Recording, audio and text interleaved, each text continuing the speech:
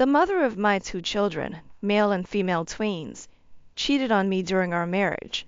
She became pregnant with another man's child. I learned this when I caught her with the man in question, and after quizzing her, she admitted there was a strong chance he was the father of the baby she was pregnant with. I ended our marriage right there and took a DNA test when our youngest was born, and she was not mine. So, in the divorce, custody and support were only factored in for our two kids.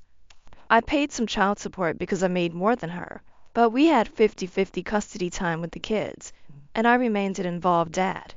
My ex lived with her youngest father in October of last year, when he took off without a word and dipped from their lives. She's been in pursuit of child support ever since, but he cannot be found, and he quit the last known job he had, so she's been unsuccessful so far. This has led to her struggling, and I buy more for the kids we share so they don't suffer because of the failed relationship with the affair partner. Last month, my ex told me she was struggling to keep up with the expenses for her youngest, and she asked me if I could maybe buy some stuff and food that included her too. I said no, that I was responsible for my kids, and I would not become financially responsible in any way for the child she made while cheating on me. She begged and told me they would have different lives if I didn't help, at least for now. I told her that was not my problem, and that maybe she'd think about that in the future before she started an ongoing affair. She told our kids about asking me, and encouraged them to ask me for them. The kids were confused because they had always known their half-sister was not my child, but they started to doubt because of how their mom talked, saying good men take care of all their children, and a loving child who's part of your family should never be that hard. The kids approached me and asked me about it, and told me their mom wanted them to ask me for stuff for their half-sister. So I explained to them that she was not my child or part of my family, but she was still part of theirs. They asked why, since my oldest has some memories of his mom and me being together while she was pregnant.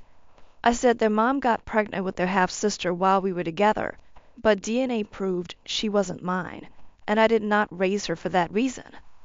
I told them I was still their dad and nothing had changed, but I was never really their half-sister's dad and didn't want to buy her stuff as I do for them. They understood, and when they went back to their mom, she called and cussed me out for telling the kids more details than she wanted them to know. I said they had always been aware they had a different dad to her other child, and that needed to remain clear because I wasn't claiming her now that her father had abandoned her. She called me a cruel idiot. So am I? Not the idiot. She's the one who sent the kids to ask you. What precisely did she think was going to happen? She had to know that there was a strong chance of you still saying no, meaning the kids, being kids, would immediately ask, why? Everybody wants to find someone else to blame when they get to the mess around stage of mess around and find out. Well, obviously, you're neither responsible for the youngest kid, nor are you the idiot for refusing to engage. Your ex made her mess, but if it's the latter and you can afford it, I would consider buying her occasional basic necessities if you get the feeling that she genuinely cannot afford them, not just giving her money. Ultimately, the kid would be the one suffering, and she's innocent in all of that. I would use it to show your kids the importance of compassion, even to strangers you have no responsibility towards, and stress that. If the ex is now struggling to support 3 kids, you can move to amend your custody, lowering the required spending to a general house of 2 instead of 4 on a regular basis. I'm not a lawyer, but I've read some articles where a non-biological parent can be made financially responsible if they have a record of supporting the child. For that reason alone, I wouldn't increase the support. Your ex is awful for involving your kids in her troubles. She created this issue, and she needs to deal with it. Oh, Pete, I'd be tempted to offer to take primary custody of your 2 kids to relieve her of their financial burden, so she can worry about her youngest. If you can prove that she can't take care of your children, that you must give her more, and that she emotionally implores your children to ask you for money for a child who's not yours, you could win. My husband, 27, and I, 26 female, welcomed our firstborn child, Mia, a few months ago. I am not the most extroverted person, so I organized the visits from family and friends and ensured they were manageable for Mia and me. Needless to say, It seems everyone's absolutely in love with our daughter and keeps wanting to take pictures with her. I'm against having my child on social media until she can consent to the pictures. They can still take pictures, but not post them on social media. Now to the issue. Their obsession with Mia for the past 3 months reached a new level. They keep mentioning how sweet she is and how they would happily eat her as she's so sweet. I don't find this cute at all. I find it very creepy. I've asked them to stop as I don't feel comfortable with it, but I was told I'm over-exaggerating. This came to a boil 2 days ago when my sister-in-law Anna came around to visit and started showing me a video of a woman jokingly putting her child's foot between 2 slices of bread and pretending she was about to eat it. Anna says that's what she feels like doing when she sees Mia, as she's so adorable. But I just have to call her creepy. I've raised my voice and I've said I'm uncomfortable with how they talk about Mia, as it seems obsessive and very cringy. And if she carries on, she or other in-laws are no longer welcome to our house. Anna got annoyed and left, and I've received a lot of calls from my mother-in-law and family friends, calling me an idiot for calling them creepy and inappropriate, as well as saying it's normal, and I'm reacting this way as Mia's my firstborn child, while all of them have already had multiple children. My husband and his parents are on my side as they find it weird, but I want a second opinion. Edit.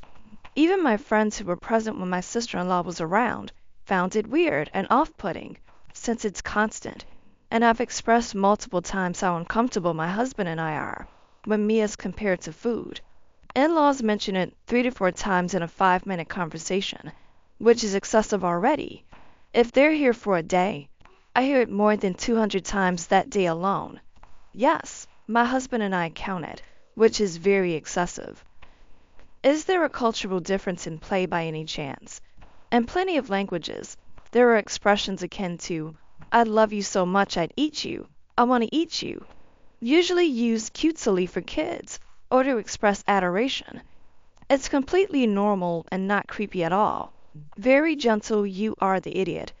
It seems to me you overreacted, but also you are a new hormonal mother, so they should give you some slack after an apology for the creepy part. Yeah, I figured there had to be something more to the story.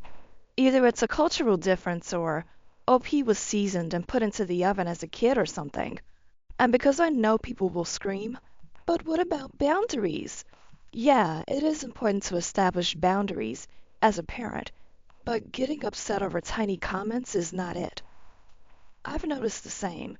People scream about boundaries and then wonder why no one wants to watch their kids. I'm very fond of boundaries, but eventually, if OP keeps threatening to make them tighter and tighter, no one will be left. I see it in a lot of parenting subs, where parents have a mile-long list of rules and boundaries. Then in the same breath, they complain that no one will help them, no grandparents are willing to help, and they have no village. If you're willing to cut your partner's family out of your child's life over a harmless phrase, then you're doing her more harm than they are. I'm surprised they don't already find being around you tiresome. You seem easily offended. Relax. They don't actually want to harm your child. They just find the baby adorable. My dad had an affair around the time he and my mom conceived me, male teen, and my half-sister, Jessie, teen, was the result. My parents already had my sister, Winter, 18. After me, my parents had my brothers, Hayes, a younger teen, and Jonah, a very young teen. We discovered Jessie was our half-sister 6 years ago, and my parents' marriage broke up over the revelation. Dad ended up getting back together with Jessie's mom, which broke up her marriage after she and my dad had broken up. Jessie knew my dad and they had a relationship. Winter and I knew her from school, but we were not close to her. Only after the big reveal did we really talk to Jessie, and she told us we had to treat her as a real sister, and that her parents said we would always have to include her now because she was our family. That's been her attitude ever since. She doesn't think any of us can talk to each other unless she's involved. She jumps into conversations. She tries to rewrite history to include herself. Jonah tried to get a little closer to her, and she yelled at him a few times because, in response, He wasn't doing it the way she wanted, meaning he wasn't erasing history. The first time it was about Universal Studios, and she said our first time there should be together. He told her we had already been, and she yelled at him. The second time she talked all about the Christmases we spent together, and he mentioned we hadn't spent one together yet. Whenever we have family time at Dad's house, she'll come up with stories of things we haven't done in an attempt to change the past. She'll also make comments about our mom getting in the way of the family, and it normally results in a fight between me and Winter versus her, because we don't tolerate that crap. So we don't have the best relationship with her. I can't say any of us hate her. Maybe Winter does, but I don't consider her a real sister or an actual member of my family. And in 2 years, I won't speak to her or my dad. I'm angry with him for a lot of stuff. So this is the first year since the divorce that Mom can take us on vacation, as she's decided to make it a special one because Winter goes to college in the fall. Jesse found out about this via Dad because he wasn't happy with Mom taking advantage of the chance to extend custody during the summer for 2 weeks for a vacation, and he wasn't happy because Winter said no to going on vacation with his family this year. She no longer sees Dad because she's 18. Jessie told us we couldn't go on a family vacation without her, and she needed to come. I told her that wasn't happening, and she said we had to include her because she's our sister. I said she's not my mom's daughter. She said we're family though, and she's our sister. I told her she wasn't welcome on our family vacation with Mom. She never would be, and we never wanted her there. She yelled at me, and my dad got angry at me for upsetting her and saying such a crappy thing to her, and taking his affair out on her. Am I the idiot? Not the idiot. I don't know who's been feeding Jessie this diet of you get to do everything with them all the time because you're all family, but it's delusional. And at her age, she should have enough critical thinking skills to understand that not only does the half-sibling bear some weight here, but the from an affair? Look, she's a kid. You all are. None of you should be arguing about this because she shouldn't feel entitled to be included in your mother's vacation plans in the first place. Your father's the one who needs to straighten this out, though, no matter what Jessie's mom may be filling her head with. Yikes! Your dad created a nightmare for all you kids. Once you turn 18, bye-bye Jessie. You never have to interact with her again. Talk to your full siblings and tell them. Silence is golden. Never tell Jessie any plans again. Tell Dad the minimum. Be very vague. Screw her.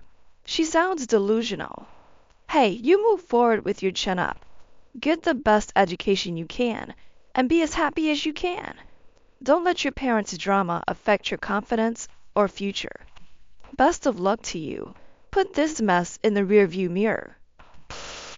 My sister Amber is currently 3 months pregnant with twins. She's already begun to develop a bump. Right now she's only told myself, our parents, and our brother, as well as giving myself and our brother permission to tell our spouses. We've all agreed to keep it a secret until she's ready. The issue is, she's become very obvious about it, to the point where she's doing near comical things to hide it when we're around family, which has been frequently as of late.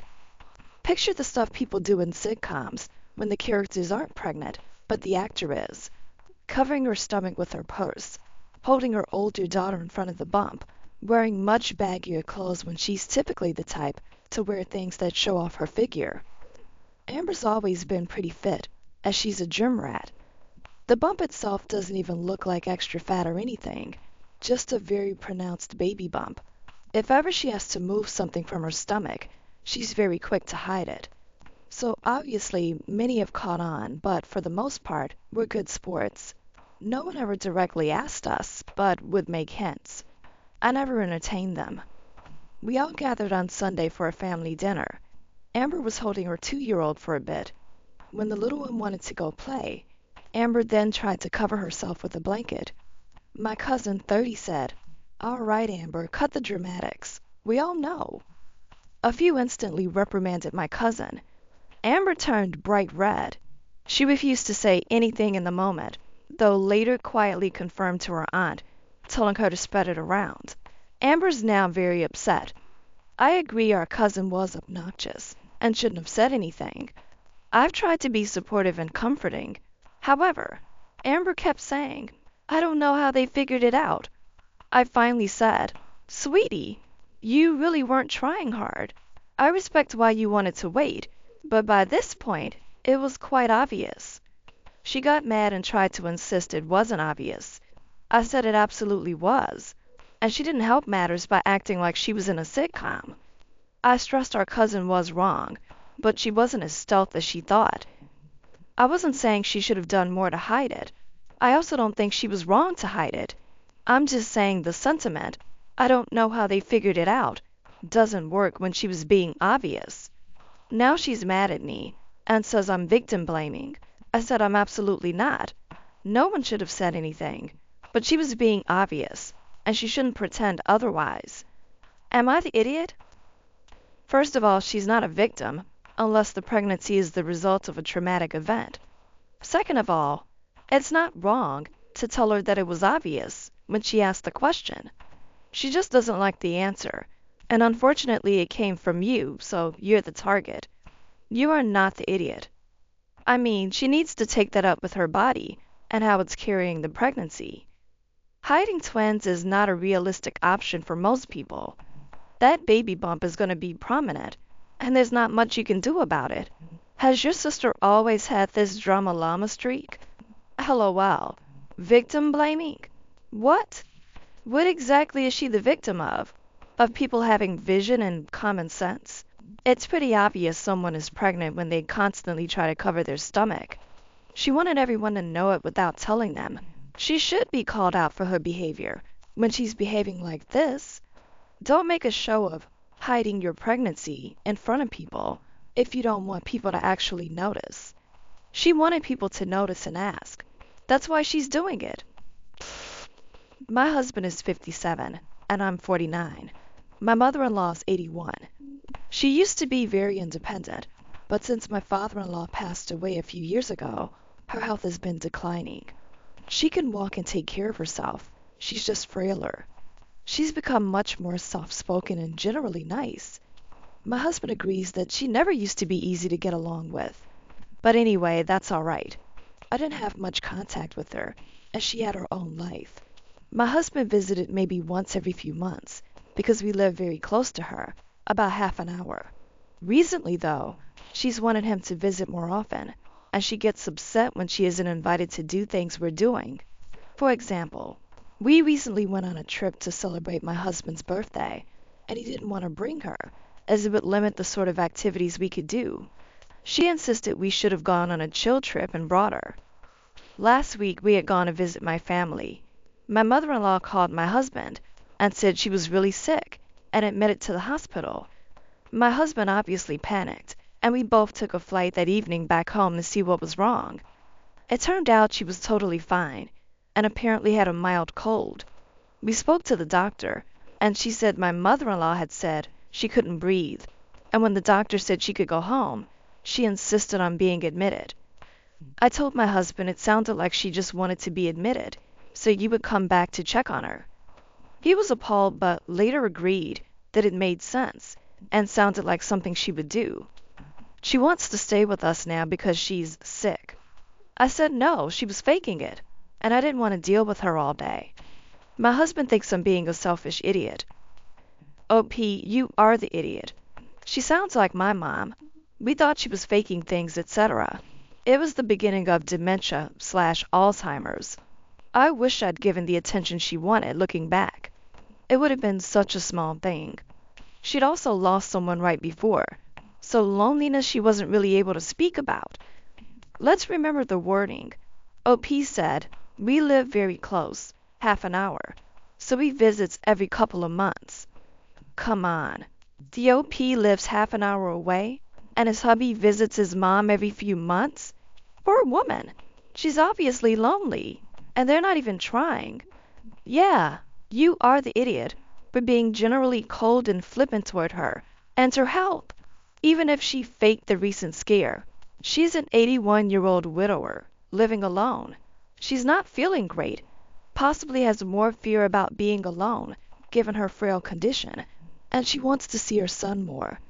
Maybe her asks are too big or too much, but it seems like y'all could be more sympathetic and consider stepping it up a bit. Make your own informed assessment of what she does need and decide what you can reasonably do.